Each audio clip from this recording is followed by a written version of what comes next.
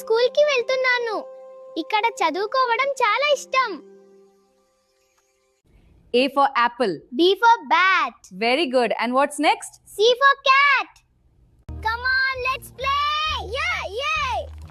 I got it. ఆయమ్మ రోజు నాకు అన్నం తినిపిస్తుంది.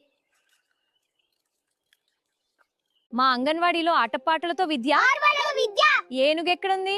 ఇక్కడ ఉంది. చాలా బాగా వేశారు. నేను ఒక కథ చెప్తాను. అనగనగా ఒక ఏనుగు, చీమ.